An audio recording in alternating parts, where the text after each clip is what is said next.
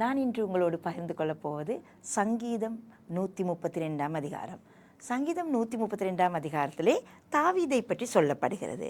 அதாவது அந்த அதிகாரத்திலே தலையங்கம் என்று நாங்கள் சொன்னால், கர்த்தருக்கு என்று செயல்பட்டால் அவர் எம்மை உயர்த்துவார் என்பது தான் தலையங்கம்.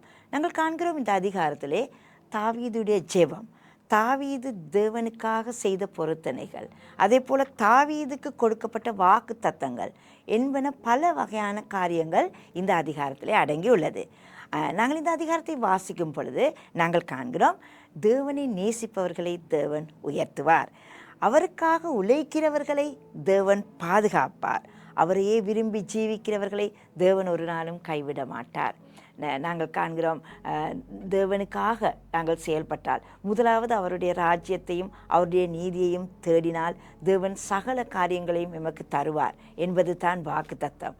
அதனால் நாங்கள் தேவனை தேடுவோம், நாங்கள் அவர் எங்களுக்கு கொடுத்த வாக்கு தத்தங்களை நாங்கள் இறுக பற்றி கொள்வோம். தாவீதுக்கு எவ்வளவோ உபத்திரவங்கள், எவ்வளவோ பிரச்சனைகள், எவ்வளவோ சத்துருக்களின் உபத்திரவங்கள் தாவீதுக்கு வந்தது.